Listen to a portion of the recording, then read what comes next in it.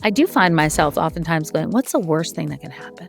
Like, what's the worst thing? Like, go to the worst thing and then let's back up and see where we are, just to kind of keep things in check. And so I've really tried to focus on that and not making everything be such a life or death situation. We're really lucky to be here. We're really lucky to be women during this time in our lives. We're really lucky to be at the forefront of a huge change for the next generation. And so I try to appreciate that.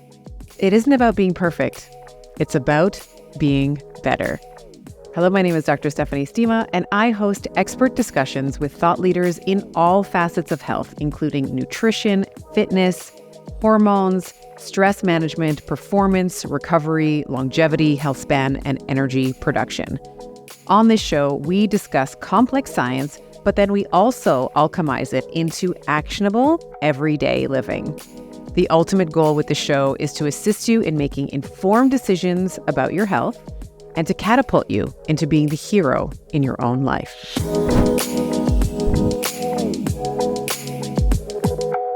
Hey buddies, welcome back to another episode of Better with Dr. Stephanie. 'Tis me, your host, as always, Dr. Stephanie Estima. And today I have a conversation with you all about menopause. My guest today is Tamsen Fadal. She is an award-winning journalist, a women's health advocate, and a social media powerhouse. And she is the co-producer behind the project, The M Factor. She's also releasing her new book, How to Menopause, Take Charge of Your Health and Reclaim Your Life and Feel Even Better Than Before. And that is coming out in March of 2025. This comprehensive guide and documentary is going to be filled with actionable advice and evidence-based tools from 42 experts to help women navigate menopause with confidence. So what did Tamsen and I talk about? Well, we talked all about the sexual, the cognitive, we talked about sleep changes in menopause, and then what are some of the things that she has learned in interviewing all of the experts that she has for this documentary, as well as in preparation for writing the book. So some of the things that I really love that we talk about was patients needing to advocate for themselves. This is not a new topic. You know that I'm always kicking the tires on this one. It is not enough for you to just go into your doctor and accept what they're saying to you. You have to also advocate for your health and try to get the outcomes that you're looking for. We talked about symptoms, like common and not so common symptoms in perimenopause and menopause. We talked about some of the hormone-related fears around taking hormone replacement therapy, so breast cancer, heart attacks, all of the things. We talked about the Women's Health Initiative, which just is a topic that always comes up when we are talking about myths and myth busting, and so much more. This is a documentary that I think you and your girlfriends, you can make it a women's wellness night out. See the documentary if you're in the States. It's currently running on PBS. You can see it on PBS, and they are looking at distributing this worldwide. So please enjoy my conversation with Tamsen Fadal. All right, and we're live. Tamsen, I'm just thrilled to welcome you to the Better podcast. Welcome to the show. Oh, thank you so much. Thanks for having me. Yes, I am thrilled to talk to you because you have a couple of, I think, foundational pieces of work that are changing the conversation and the discussions that women are having around perimenopause and menopause. The first is your M Factor documentary, which has already premiered at the time of this recording. And then you also have a book coming out next year, How to Menopause, which I've had the pleasure of reading some of the galley copy, and I think it's fantastic. So let's maybe start with the M Factor documentary and what was the precedent or what was the impetus for you to really go forward and create a documentary? Because this is no small undertaking to do that. It is not. It's funny you say that because I don't know that I knew it wasn't a big undertaking. I've been in news for so long. And I really thought well, we've got to help women get this information because I found myself after I went through my own incident in a newsroom. It was fall of 2019. And I went from not feeling well and not being able to deliver the news so well to landing on the bathroom floor. And then fast forward, I found out that I was in menopause. I had no idea. I had no idea that a lot of the symptoms over the past several years were perimenopause. I just didn't have any of that information. And I started talking to different people about it, talking to doctors, talking to experts, talking to sleep experts, talking to friends. And I realized that we were all complaining and talking about the same thing over and over again with very few solutions. So a friend of mine, also a journalist, said, hey, we should get together and we should I don't know, do some interviews for YouTube or something. That's really how it started. And we started doing some interviews. We went to Times Square. This is the end of the, kind of the end of the pandemic, now 2021. And we brought our iPhones out there and said, like, what do you know about menopause? What do you know? What are the symptoms? And fast forward, a few months, I ran into two women who were doing documentaries in LA, and they said they were going to start working on one. And we said, let's just all do it together, collaborate, and make this the best thing we can make it. And so the M Factor was born, and we went across country, talking to different women, talking to different doctors, trying to understand why there's so much misinformation, and then the next step, what to actually do about it to help women. So Yeah. that's how it came about. I didn't know anything about documentaries. It's my first, but I'm sure grateful we did it because there's a lot of information in one place that's able to help a lot of women. Yeah, and the only reason why I know the documentaries are a labor of love, it's like birthing a child, is Yes. because my husband happens to be a documentary producer as well. Oh, He's Sahina's my so I my so I see my it. pain. He's traveling all over the place all the time. There's cancellations, all the We things, did and then of all course that. all of that, and then the post production Yes. and the all of that. So I absolutely commend you for taking this on because this is something that to your point, I think that there are so many women sort of privately. I mean, I think in the past, it was women who were just suffering in silence because there was no forums for women to Mhm. talk about it. It might be like a really close girlfriend. And even then, you might say, God, it's just the hot flashes. You wouldn't Yep. talk about the itchy ears and the painful No. sex and all the things. And I think that menopause is really having a moment. And perimenopause is really having a moment now because we are now creating these safe spaces and Mhm. these dialogues for women to actually say, this is what my menopause is looking like. Yeah. This is what my perimenopause is looking like. So just for context, you mentioned, you had this incident in the newsroom and after that sort of aha moment, if you will, or that break in a pattern interrupt, you started retroactively saying, oh, all of these symptoms I've been suffering with for years, Yeah. these are actually, in the bucket of perimenopausal symptoms. Can you describe a little bit of what some of those things were? Because I think people will think perimenopause or menopause is just like irregular periods or hot flashes. Like these are Yeah. sort of the two like commonly known, classic textbook, like that's a perimenopausal symptom. But there's a lot of, we'll say common and not so common symptoms of perimenopause. Yeah, I had gone through a divorce in my early 40s. And so a lot of the stress that I was going through, Yeah. I thought was resulting in whatever these symptoms were. Weird things, to me, weird at the time. Irregular periods, not being able to sleep, gaining weight. I would have this feeling on my hand, like my palm, I'd be itching constantly, but nothing was actually there. My tongue would feel weird. I'd be like scratching it with my teeth, bizarre things. And what I found out later after I went backward and looked, I was like, "Oh my gosh, my hair was falling out. My hair was thinning. It was like breaking off at the ends, which made me keep getting a cut and cut and cut." And I realized, "Oh my gosh, these are all perimenopausal symptoms." You know, when we have a decrease of estrogen, when our bodies are changing, when our hormones are out of whack, that's what we're going through. And I just there's no hormone university that you go through. And so I didn't really understand until I did some of that research of odd things, like even anxiety. I was never somebody to be anxious or fearful or scared of doing something. I would jump in, with no net.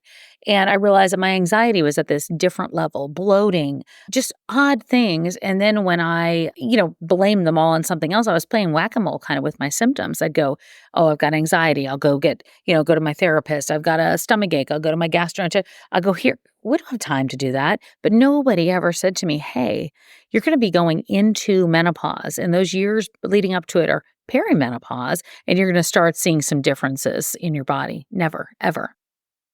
Yeah, and you said I didn't go to hormone university, and the sad reality is most doctors don't go to hormone university either. No, There's I no, do not. in our training, we I are wish. not there's no, most medical professionals will say that they actually don't feel comfortable prescribing medication or managing some of the symptoms surrounding and some of those clinical textbook signs of, or that clinical, bucket of perimenopausal and menopausal symptoms, because we're just not trained. Like there's no training for it. And even, I'm a doctor of chiropractic, and we didn't get it either. We don't get it either. And of course, when you are a body worker, I remember, maybe it's like 15 years into practice, I started asking women where they were in their menstrual cycle. And that would direct my treatment because they were more or less susceptible.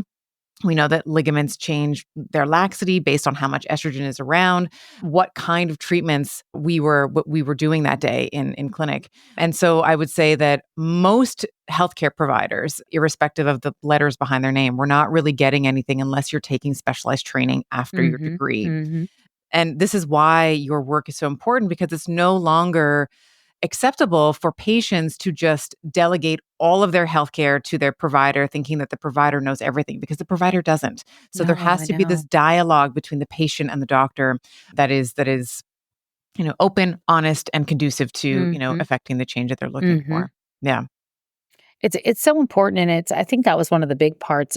People always ask, like, "What was the most surprising thing with doing the documentary and the book?" And I think it was the fact that we still have to tell women to advocate for themselves. Like yeah, it's the onus is on us right now until there's another, until we are all educated on this or all feel comfortable with it, or we have, you know, schools, medical schools that are really teaching this as part of a curriculum. right. So I think it's important for women to understand that and not feel like they're going to go into a doctor and whatever answer they get is the right answer. And I think that it's unfortunate because it's hard as a woman to like make it's hard to get to one doctor's appointment, more or less, more than that. It's hard if you don't have access to do that. It's hard if your insurance is not, is going to accept from here to here to here or doesn't pay for hormones. There's so many obstacles I think that we put in the way of women and then say, Yeah, figure all that out and then be happy at the same time doing it or be successful in your career or, make sure that your relationships are perfect. So I think that it's hard. And so I think part of, what I want to do in advocacy work is making sure that we're educating on all those levels and then giving women help where they need it. beautiful. So, what are some of I know that some of the experts that you've interviewed are friends and colleagues of mine. I know Kelly Casperson was on there, Mary Claire Haver. What are some of the big takeaways from the documentary? And what is your hope for somebody who is watching the documentary that may feel like, hey, I mustered up all the courage and went to my doctor and I was dismissed, or I didn't get the outcome that I was looking for. What are the top three takeaways? Well, maybe we'll start there, and then your hope for the audience who is watching. Yeah. I think more than anything, that is a theme that we hear constantly is I've gone to my doctor.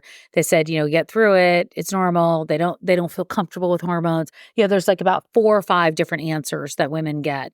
Not all, obviously, if somebody is specializing or is very aware or educated or certified and understands and feels comfortable talking about it, there's a better outcome. But I think that the one thing is if you're not hearing somebody comfortable, they don't have to be pro hormone or against it, whatever it is, but they have to be comfortable having the conversation with you. And I don't care if it's a 5 minute conversation. I'm very aware that doctors can't, spend 15 to 20 to 30 minutes with patients. It's not even possible, but they have to be comfortable at least having that kind of conversation. And if you feel like you're dismissed, you have to find another answer. And I feel like that we have other methods now to do things. We didn't have telehealth and telemedicine like we do now. We do have some different options. Maybe it's not for everybody, but I think that a lot of people are benefiting from that. And I feel good seeing that. That's exciting to me. I think that, if you're going into a doctor and you're getting those kind of answers, I fear that a lot of women feel very alone during this process. And that's really what I want to avoid. I want women to feel like they can go to a community or go somewhere and there is somebody that's going to listen to them. Because there's nothing worse than feeling like you're not feeling good about yourself and you're miserable with all of it and you have no help and nobody to talk to because that's like every odds against you in that case. Gosh, yeah, I know. It can feel so isolating, and it can, like, the only logical conclusion is, well, I'm broken. Like there's Mhm. something wrong with me, Mhm. right? Right. You mentioned, let's come back to your story for a little bit. So you had this aha moment. Now you've looked at this cluster of symptoms that you've been tolerating for several years. What do you do about it? What are your next action steps? Do you get on hormone therapy? Are you changing the way that you're eating, the way that you're moving, your exercise program, like your programmatics? Like what are some of the things that you started to change now that you had this diagnosis, or at least this, new understanding of what your body was going through? this new awareness, right, of like a puberty 2.0 or 3.0. I don't know which Yes, one it it's a was. great. I think it was important to me. I lost my mom when I was 20 years old, and she had breast cancer. And I didn't know where I knew this from or thought this, but hormones to me, or estrogen to me, was always very scary because hers was an estrogen based breast cancer. So when I realized that I was in menopause, already in menopause, I went to the doctor and they said, well, one of your options is Lexapro, one of your options is this, that. I never really got a clear answer the first time around. Then I went to another doctor, and then I went to endocrinologist who prescribed, my hormone therapy. I took it home and I was just petrified. Like I just didn't know what I didn't know at that point. And I let it sit in the cabinet, the little progesterone tablets, they just sat in there forever until they like came together, kind of melted together.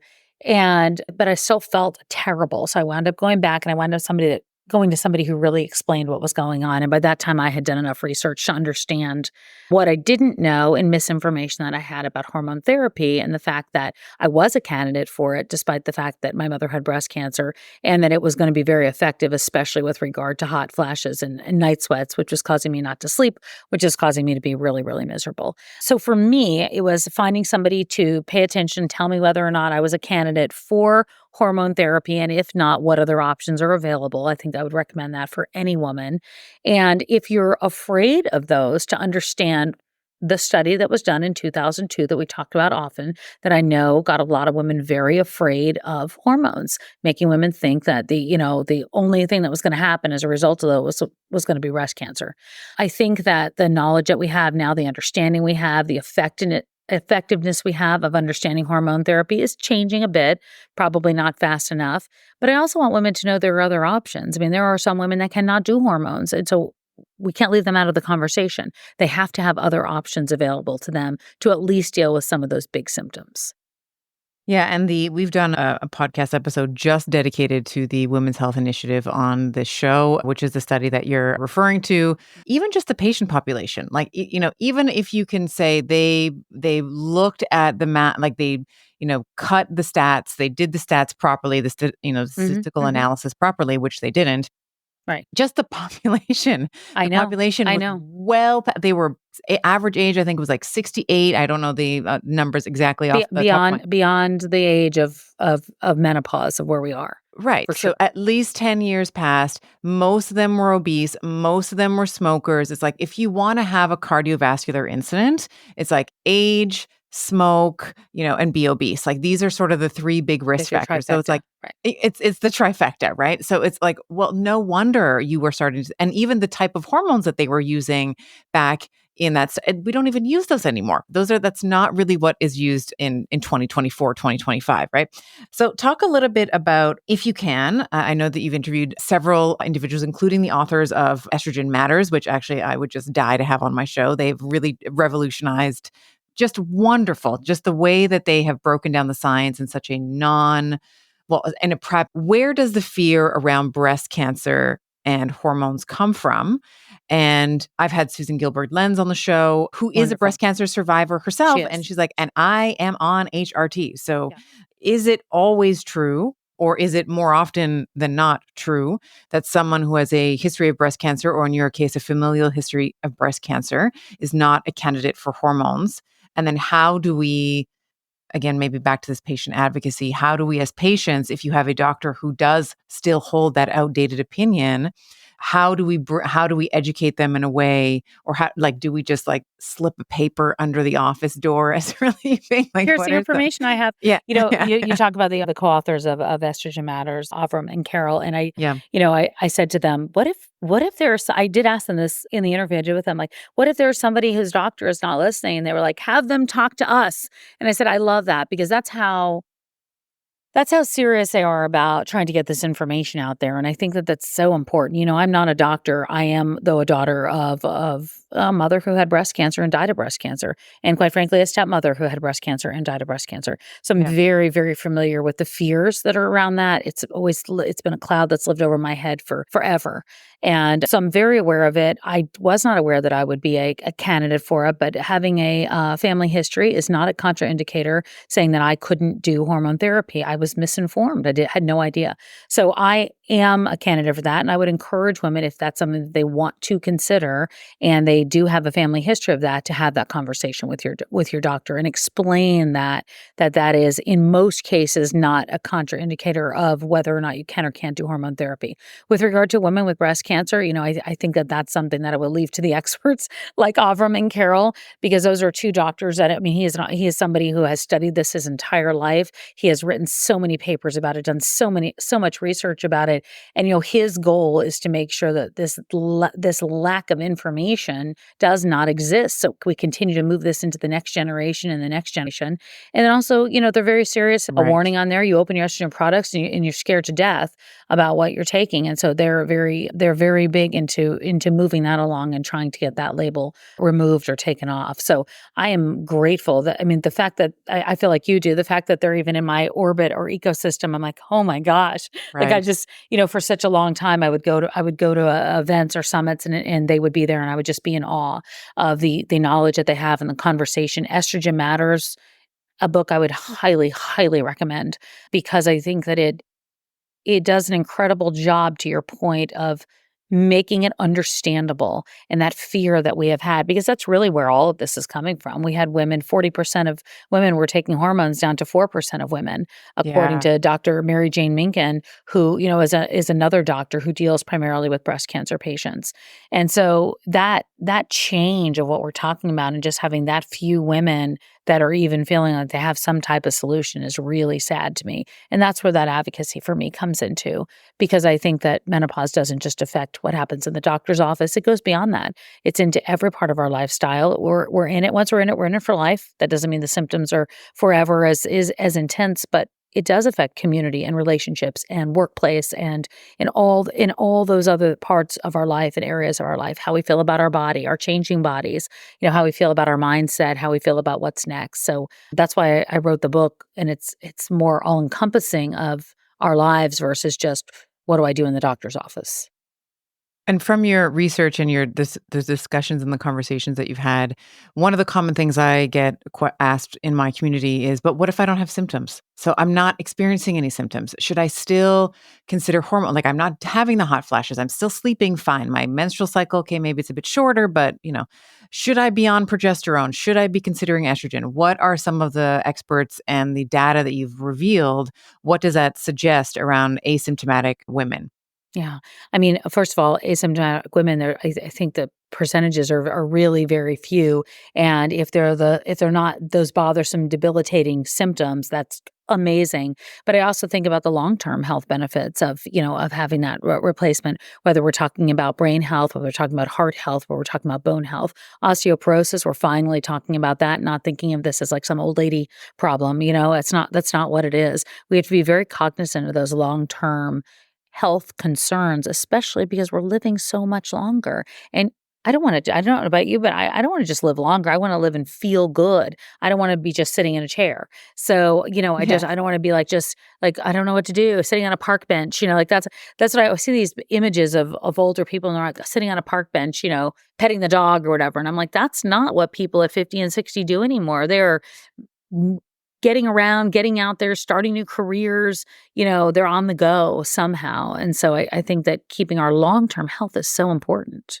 They're starting pickleball tournaments, I which know. is my latest obsession. It is? I Are you I lo doing it? It scares me I to death. oh my I god, feel I like I'm love gonna it. break my leg the first time, and that's gonna be it. I'm gonna be like No. on. Oh my gosh, it's so much fun. It's like it's sort of easier than tennis, like, the learning Okay, curve is much okay. easier than tennis, a little easier on the shoulder as well, a lot of Yeah, it's more underhand, yeah. and it's anytime I play Tamsen, I have the biggest smile on my face, like, Do the you whole really? I time. love it. Even if I'm raging, like, even if I'm getting so competitive, I am Right, right. so happy. I was actually just texting this morning before we got on this call, Kristen Holmes and Dr. Vonda Wright, who I know you know, Yeah, yeah. and I was saying, "We gotta get together, like, all 3 of us. We need one How more, and then we fun can would have, like, a that little be? pickle, we'll have a little pickleball tourney." That would be So, so fun. That would be so fun. But I mean, yeah. like, take Dr. Vonda Wright, for example. Like, hers is all about strength training and, like, really paying attention to what is going on. And I have to be honest, I spent a long time in my 20s and early 30s saying, like, I gotta get skinny. I gotta be skinny equals success. I didn't We I wasn't all, eating yeah, we, healthy, I was abusive to my body. I mean, yeah, I'm mortified when I think about what I did to myself, and yeah, so now I actually really enjoy eating. I mean, I really just do in general enjoy eating, but I don't dread that mealtime of, like, good, bad, guilt, not guilt, and so it's really nice to move into this next phase of life.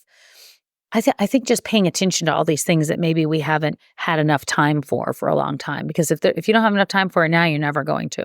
yeah. And, to your point around the osteoporosis and the sarcopenia and the cardiovascular Mhm. disease, those things didn't happen. They didn't start in your 60s. Mm-mm. Those disease processes started in your 30s and your 40s, right? So it's like osteopenia first, and then we Mhm. get to osteoporosis, right? Mhm. You get a little bit Mhm. of joint achiness first, Yep. and then it's a full blown arthritide, right? So I think that that is important to be proactive when you're younger. And like Vonda, and this is probably why Vonda and I get along so well, both of our messages is very similar insofar Yes. as, muscle is the currency Mhm. that is going to carry you forward from a mobility perspective, from a metabolic perspective, if you're still cycling, and just from a hormonal perspective, like a menopausal or a menstrual Mhm. perspective, Mhm. helps to balance out these hormones if you're menstruating. But if you're not menstruating anymore, we know every time you train, you get a transient rise in testosterone, right? Yeah. Your Yeah. own body's production of testosterone, depending on how fit you are, somewhere between 10 hours and 48 hours or whatever after the training session. But that's like natural juice, right? It's like Yeah, of course. natural stuff. So I think that that's very important. So back to my original question with you. Mhm. So are you on hormones now? You're Oh, I taking am. hormone therapy? Mhm. You are. And then what are some of the lifestyle changes that you made? You mentioned, cardio bunny. It's like high Mhm. five. I was on the elliptical for an hour several times a week growing up and counting out my 10 almonds and my Me 10 too. grapes Me and all too. of that. What is I I was know. like, "I I chewed know. gum today. I hope I worked that off." And Oh I look God. back and I'm like, "What in the what? What was I I doing?" know. But it was Yeah. also, it's societal too. It's not like we Yeah. just came up with that. So, it's societal, and I think that I'm happy about this kind of movement because we're pushing back on all of it. I mean, look, the other big one that I really pay a lot of attention to is sleep. I Yeah. never would be somebody that did that. I'd be like, I'll sleep when I'm dead." But now I think I got tired of being tired. I think sleep is fascinating to me and what it's able to do in terms of healing our bodies when we're asleep. So I love that. I pay attention a lot to my stress levels because I can see, what they do to me. I can see what happens when I'm not paying attention to it versus when I am. And then I find myself, nutrition obviously we talked about, and strength training, but I do find myself oftentimes going, what's the worst thing that can happen? Like, what's the worst thing? Like, go to the worst thing and then let's back up and see where we are, just to kind of Yeah. keep things in check. Like every once in a while, I think I can get out of check. And so I've really tried to focus on that and not making everything be such a life or death situation. We're really lucky to be here. We're really lucky to be women during this time in our lives. We're really lucky to be at the forefront of a huge change for the next generation. And so I try to appreciate that. I love that so much because you and I sort of sound like we're cut from the same cloth in some ways, in that I used to think if I had half a thing of cheesecake or whatever, that it It's was over. literally the end of the world. And it's like, you know what? The stress response and the Right? rumination around that The stupid piece of rumination. cheesecake is far worse than the actual nutritional Totally. and metabolic, Totally. consequences of having it. It's so dumb. It's so And dumb. It's so dumb. And I worked in a field, in TV for a long time that everything was just so, I don't know, outward facing. And so I just didn't yeah, realize, but I loved the storytelling of it. So I think that that's what I get excited about in this area. It's allowed me to take what I love, the storytelling part, and help implement change as a result of that. And I think that that's a big deal. Somebody stopped me at the grocery store. I was in Los Angeles over the weekend, and she stopped and she just said, like, thank you for this information. I'm going to this doctor now. I've got this going on. I'm sleeping at night. And I just went, one more woman that's like sleeping at night and feeling a little bit better. So there's yeah, something super cool about that. Really yeah. cool about that. I think that is incredible. Yes, I agree.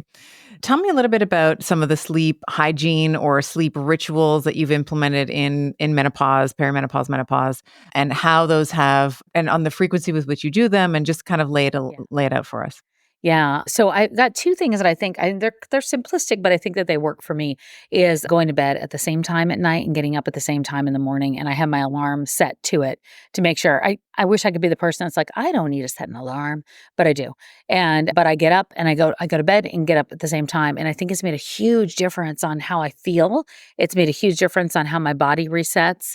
I also get outside first thing in the morning because seeing that light has made a big difference. I always thought a lot of these things, I'm like, I don't have time to do all this stuff, but I don't think I don't have time to do this. Yeah. So I went from being the girl that could fall asleep anywhere on an airplane, on a train, in a car, anywhere, to being the person that would toss and turn at all times of night. So, that's been part of a big recipe for me when it comes to sleep. I think about those hours of sleep, how much I'm getting. I don't really nap, so that's not what I do. I do exercise as much as I can every day. I do that sleep schedule, and magnesium is something I take along with the progesterone. And what do you do for exercise? What are some of the Oh, activities that yeah. you like? Well, I love walking in the morning, so, like, I did 5 miles already this morning, like, that's what I do. It's just kind of 5 it's miles already yeah, this but it's morning? walking, don't get too impressed. What? Yeah, I get up, I just get out of bed, I don't even think about it, and I get outside and walk, and I did 5 miles already this morning, so I'm so proud of that because it Wow. sets me up for the day, it feels really, really good. So, that's what I do as many days as I can, but I definitely get outside. I do strength training 3 days a week at least at a minimum, and then I love yoga, I really love yoga, and so that's what I do for my, kind of chill out thing. Pilates I enjoy as well, so you'll catch me in a solid core class every once in a while as well. I love that. And in your book, I was just reading it this morning, you were talking about, it's a term I've never heard before, but makes perfect sense, biophilia, where the walking, Yeah. we're sort of explain what that is and why walking is sort of I like to call it like the heavyweight champ for It creativity really and is. yeah. Yeah, I used to think like, "Oh, walking isn't real exercise," but, a friend of mine right? Wasn't You that have to it? It be was always like, "You have vomiting to be and dead at the end of it. Yeah. Yes, you have to Yeah. be throwing up. Yeah. Um, Yeah. my friend Jennifer Walsh is a founder of, Walk with Walsh, and she's an advisor for a couple of different universities and stuff, but she talks about it, about getting outside, evolving outdoors, because our brains and our body wanna be outside, and that's how we feel different with regard to that, and I had never heard that either. So her whole thing is, like, getting outside, getting on walks, the natural light, and so that's what I started doing, and I think it really has contributed to combating my stress, to a healthier lifestyle, to just feeling like I don't know, I do feel like it's where I feel whole, and the reason I know this, it reduces a little anxiety is the days that I don't do it, is where I feel like I'm wound up really tight, and so she goes and she speaks a lot about it, and I had never heard of it before, and I was like, "I have to include that in the book," because I wanted to find for the book. Look, I don't have time, just like anybody else, like, I don't have time to go and read 100 books and find 100 experts, but I just found some different little nuggets of advice that I wanted this book to have. So, once you leave the doctor's office and you've got a doctor to help you, you've got a couple of different thoughts. So, Dr. Vonda Wright's in the book, Kelly Casperson's in the book, Dr. Mary Claire Haver's in the book, because it was important for me to share as much as I have learned over the years. And I couldn't do it all in the documentary because that's only an hour. So I thought, well, 300 pages will give me enough time. So Yeah. so now we have How to Menopause. How to menopause. And it's so funny because I, like you, used to think that that wasn't real. That wasn't real. Oh, And, god. you had to just be dead. If you weren't Yeah, dead at the end of your yeah. workout, then it wasn't a Sweating with workout. a pile of sweat under like a pool of sweat underneath the treadmill. I know, me too. On the 100%. elliptical actually is what I was on. Yep. 100%. And I was just before we got going, before you joined, I was talking to my AV producer and I had a scheduled lift session today and I woke up, I'm still sore from my Oh, last wow. lift. So I was Yeah. like, you know what? I'm just going to go for a walk. And I just went for a walk kind Good. of a couple Good. blocks around my area and I have meetings for the rest of the day and I'm just going to do it on my walking treadmill. Like I that's think just it's great. I think it's great. that's how I'm going I to have mine recover. right back over there against the wall. Yeah, it's so incredible. Even just if you can take one meeting walking, whether that's you're on a Zoom I call, you're know. walking outside, or I you get know. an in walking treadmill, you can get like 4,000, 5,000. For an hour, I I get about know. 6,000 steps. It's I know. incredible. It Yeah. feels good, and I think it mentally makes me feel different too, I think that Yeah. that's the most important thing, so it's funny, I feel like my day restarts once I get back home or, go to work. I feel like my day restarts after I did that already, so it was like I had this, like, private secret time, but sometimes I'm doing meetings now during that. So, like, I'll Yeah. do my own walk in the morning, and then I'm like, "Hey, if you wanna meet with me instead of Zoom, do you wanna go for a walk at 9 o'clock? And we'll go walk around and talk." And I don't know, I really like it. I mean, it's not not every day, obviously, and I think it's gonna start getting colder, so, talk to me in mid-January whether or not I'm still doing Mhm. 5 miles at 7, but hopefully, But you could do it on hopefully your I am. walking Yeah, I treadmill. could You do it can on my get on walking treadmill, on my Yeah. walking pad. Yeah, agree. So everyone on the East Coast, I think you're you're in New York, is I that am, right? yeah, yeah, I'm New Yeah. York. So I'm in Toronto. So we have the East Coast winters. We all, Yeah, we all know the deal. So yeah. when it's really cold out, you just invest in a walking treadmill, and then you I can know. get if you can get a Very Desk or some of those little. You can put your laptop on I those little know, adjustable right? things Aren't and those so stand up. smart? So So smart. smart. The walking pad I actually like. I didn't know if I believed in it at all, but it's actually works really, really well. I'm just like walk along on it and I'll be Yeah. talking on the phone. I mean, it just and I don't know, my AirPods block out the noise for some reason. So I'm like, this worked out because I'm like, can you hear me? Can you Yeah. hear me walking? Yeah.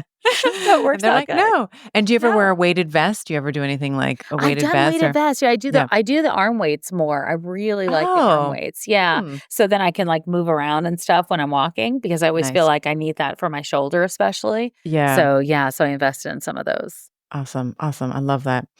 All right. So we're doing walking, we're doing strength training. We've talked about sleep and perimenopause. The Mhm. other big topic that you talk Mhm. about in the book is sexual health and Yes. sex in perimenopause. Mhm. And I was just reading a story of a woman. They're very happily married, but every time they go away, they have this beautiful romantic weekend, and it feels like razor blades. Yeah. They start having penetrative Yeah. sex, and it starts to feel like it's like ice shards. And so she's crying and the husband's like petting her back, and it's a heartbreaking story. Mm. And I know that this is not just an N of one. This is not just No. something that happens. It's an outlier. This is very, very common. Mhm. So, what are some of the things that we can do? And certainly, sex is very complicated. Yep. There's the physiological changes, there's the relational All of changes, them, all right? of the Yep. things. But talk to us about what it means to have a healthy, thriving sex life, and like to quote Kelly Casperson, not to have mushy broccoli sex. How I can know. we how can we have great sex in what Yep. should be our golden, like we don't have to worry about periods anymore. We don't have to I worry about know, there's a unwanted lot of freedom there. pregnancies. Yeah. Yeah. There's so much freedom there. I got married at 50 years old, so my poor husband, I was like, "Hey, the menopausal bride married in menopause." So that's what I went through. But I learned very quickly that I had to prioritize sex and not prioritize it just with him, but prioritize it with feeling good, wanting to have it. So vaginal estrogen has been like a huge game changer for me. It really has. It was something that I was like, "Oh, that's a optional," because I thought if I'm already doing estrogen, progesterone, why do I need that? But, it has made a huge difference in terms of not having painful sex. If you're having painful sex, like who wants to do that? Like that's just not I mean, nobody wants to do that if you're having pain. So that was one big thing that I had to like look at and really be honest about. And then, I think that making it a priority and not thinking of it as like that's what I did when I was young because those mindsets can really screw us up. Like I was that girl when I was young, my body's changing now, I'm not feeling so sexy. Those are all those mindsets that really play with us. And so I think I've really had to pay attention to it, find ways to feel closer, find ways to be really open about the conversation and not be afraid to talk about it. Because I used to think like everyone knows what I want, but that's not necessarily the case. And not being afraid to introduce different things, whether it's lubricants, moisturizers, whether it's obviously the localized vaginal estrogen has been a huge, huge part of things for me. But I had to be just more comfortable with myself. Pelvic floor therapy, that's another option that I know a lot of women have looked at and done. But for me, I needed to target the low libido and I needed to target the painful sex. And so I was able to do those two things with estrogen and the testosterone too that I started about a year ago. Testosterone a year ago. And I think that every woman, if you're in perimenopause, just keep a tube of lube, like just keep I it know. just in the around. Dr. Emily Morse, who's in the book, she's like, my goal is lube for every nightstand. I Yes, was like, I'm quoting absolutely. you, right? In the book. Yes. Yeah, absolutely. Absolutely. And I I love think it. when we don't, and so the vaginal estrogen I think is really important as well It because is. you get clitoral atrophy, you get Mhm. vulval vaginal Mhm. atrophy. Mhm. And that, I think, that's part of the reason why it might feel like razor blades inside. And you Yep. might feel itchiness or Awful. dryness, poor lube, all the things. Mhm. I think that it's not systemic. It's local, Yep. it's not Yep. like it's going around everywhere. It's just local to the pelvis. Yeah, there's no reason why that shouldn't be a conversation that every woman, even in perimenopause, should start. Like, if you think about what, I say this sort of half jokingly, but half not, like, your vagina was like a Cardi B song, it was like wet, everything in like your 20s and I know. 30s, right? I And know. now if you're paying attention, your cervical fluid is now also very different in your 40s and 50s. Yep. So that also tells you that there's a decline there. So that supplementation, or that suppository, the vaginal estrogen, I think Mhm. can be very, very, very, very helpful. Very helpful. And I also think that we should not feel guilty about needing that help. And I think that sometimes that's part of Yes. it. Like, I should be who I was before. And if I Yes. need that, then maybe I shouldn't be doing it. And I, Yeah. I think that all those Or my mind time has games, passed that's not, now, yeah, like I'm not Yeah. so sexy. My body's changing. And so I really work hard to combat that, that narrative when I hear women saying that stuff. Yeah. And what about Kegels and pelvic floor exercises, hypopressives, things like that? Is that something that you've explored in the Um, film and in the book? In the book I did, yeah, not in the Okay. film. In the film, we focused on more on the testosterone aspect of things because Okay. we did have Dr. Kelly Casperson talking about that and just really explaining it to understand it across the board. Because I think that the difference with the book and the film was just really important for us to say like, hey, we need to start talking about this. Like, we got to stop being silent. And so we broke the film up, if somebody hasn't seen it, into brain, into sex, into, hormones, understanding hormones. We talk a lot about women with different races and how menopause affects them. And then we went into the workplace too, because I think the workplace, it's a newer conversation with all of it, but I think it's a necessary conversation. I think it's necessary to have it, especially as we work longer, especially when we see some of these symptoms like brain fog and women feeling like they can't, don't want to go ask for promotion or don't feel like they can do their job or they lose a lot. I lost a lot of confidence in the workplace, and so I'm very aware that that happens. So that's what the film covered, and then for the book, I wanted it to be, what happens in the doctor's office and then the bedroom and the boardroom and beyond. So it was important for me to get outside the doctor's office in the book. Yeah, so the documentary is kind of like, here's the foyer Who, of the what, where, house. when. Yeah. Yes. Yeah, who, what, where, when. Here's the foyer. Would you like to Yep. come into the home? And then Yes. the book is like the kitchen and the Come living on room in. and the dining room. Come on in. We're Come going to into talk my about all the things. bedroom. Yeah, exactly, exactly. Yes. I love that. Talk to us a little bit about testosterone. Again, I know we've covered this with other guests on the show, Oh, but yeah. it does continue to perseverate as this idea that this is just for bodybuilding men, Yeah. that you are going to have these feminized, you are going to, your voice is going to deepen, you're going to get clitoral enlargement and hair loss and all the things. So talk to us a little bit about the application of testosterone from the conversations that you've had in perimenopausal and menopausal women and what it can benefit. You already mentioned the cognitive piece, which I think is super important. Yeah. Well, I think, testosterone, to my understanding and what we research, doesn't fall off quite as quickly as some of the other, hormones, but it does continue to decline. And when I stopped feeling like kind of had that low libido, and I felt like, orgasm was like nada, and my muscle mass felt very, very different than what it had before. I used to go to the gym and I'd be like, oh, I can feel it. And then Yeah. over time, I'd be like, those aren't my arms. Yeah. And so I had done estrogen and progesterone, and testosterone was kind of the last thing that I was even thinking about. But I went and talked to my menopause specialist, and she's like, I think you should talk about doing that, and let's see if you're feeling comfortable doing it. So I finally did. It's compounded because we don't have our own as women.